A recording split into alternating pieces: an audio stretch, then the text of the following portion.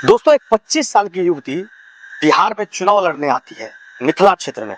और वो मिथिला क्षेत्र के लिए मैथिली के नाम से जानी जाती है और मैथिली को पूरे विश्व में प्रचार प्रसार करती है। हो सकता है उससे कोई गलतियां हुई हो तो इसने राजनीतिक में अपना कदम रखा, लेकिन जिस तरीके से चुनाव लड़ने की बात जब आई सामने, इसका विरोध होना शुरू हुआ, कई लोग अमर्यादित शब्दों का प्रयोग किया। आज भी उस मैथिली के बारे में बार बार लोग अपशब्द का प्रयोग करते हैं। मुझे समझ नहीं आता है इस देश में युवा का दुश्मन युवा ही क्यों बनते जा रहा है। जिस देश को लोग युवा देश के नाम से जानते हो, उस देश में युवा को ही राजनीति में आने के बाद लोग उसका विरोध शुरू कर देते हैं। फिर कहते हैं सत्ता और सिस्टम काम नहीं करती। दोस्तों, सिस्टम में जंग लगा हुआ है। इस सिस्टम को बदलने के लिए अगर युवा युवती सामने नहीं आती है, मैथिली ठाकुर जैसे युवतियां सामने नहीं आती है, तो ये सिस्टम ऐसे ही जस के तस चलता रहेगा।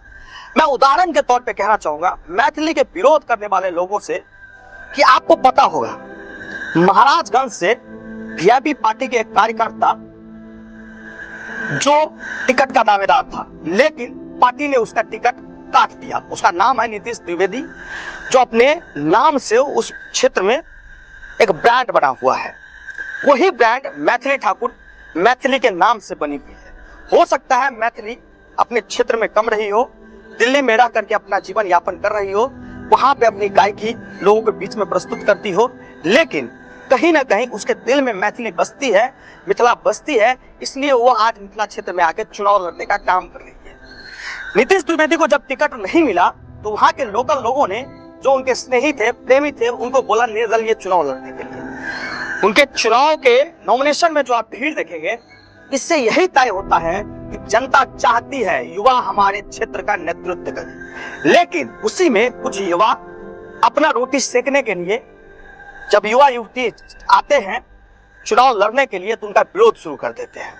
मैं मानता हूं मैथिली इस क्षेत्र से नहीं थी, मैथिली इस फील्ड से नहीं थी, मैथिली का ये काम नहीं था कि वो राजनीति में आई, लेकिन नीतीश द्विवेदी भी राजनीति में आने का हक उसको नहीं बनता है। लेकिन जनता के प्यार और स्नेह ने उसको खींच लाया।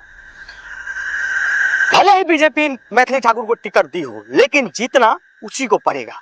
लोग उसके साथ में खड़े हैं, लेकिन वहां के जो उस विधानसभा से लोग नहीं आते हैं, उस विधानसभा से बाहर के लोग उसका विरोध कर रहे हैं। मैथिली का एक छोटी छोटी गलतियां लोग सामने सोशल मीडिया पे परोसने का काम करते हैं। मैं विनम्र निवेदन करता हूं ऐसे युवाओं से, तो कोई युवती, एक 25 साल की युवती आपके क्षेत्र में अगर चुनाव लड़ती है, वो विधानसभा जाती है और उस विधानसभा के लिए मुखर होकर आपके क्षेत्र के लिए आवाज उठाती है, तो ये आपके लिए गर्व होना चाहिए, ये आपके लिए शर्म नहीं होना चाहिए। जिस तरह से आप लोग मैथिली के पीछे पड़ के मैथिली के हर एक बात का विरोध कर रहे हैं, हर एक छोटे छोटे क्लू निकाल करके उसका सोशल मीडिया के माध्यम से विरोध कर रहे हैं, ये कहीं ना कहीं आपको ही घाटा पहुंचाने वाला है। कहीं ना कहीं इसलिए कि हो सकता है मैथिली जीत के विधानसभा चली जाए, हो सकता है मैथिली हार जाए, लेकिन हारने के बाद भी अगर मैथिली उस क्षेत्र में रहती है तो आपको खुद शर्म महसूस करना होगा कि मैथिली जो जुबान दी थी, मैं मिथिला में रह करके ही मिथिला का सेवा करना चाहती हूँ, तो आपको उस टाइम पे शर्म आएगा। इसलिए विरोध इतना कीजिए, विरोध उस सत्ता का कीजिए, विरोध उन लोगों का कीजिए जो सिस्टम में जंग की तरह बैठे हुए हैं। विरोध उसका मत कीजिए जो नए नेतृत्व और नए जोश के साथ अपने राजनीतिक करियर को शुरुआत कर रहे हैं और नए जोश दिखा करके इस समाज को बदलने का प्रयास कर रहे हैं। उसका विरोध मत कीजिए, क्योंकि इस देश का भविष्य युवा और युवती ही बदल सकती है। नहीं तो ये जंग में जो सिस्टम में जो जंग लगा हुआ है, वो आपसे नहीं बदला जा सकता है। विरोध कीजिए, लेकिन मर्यादा में रह के कीजिए। बहुत बहुत धन्यवाद।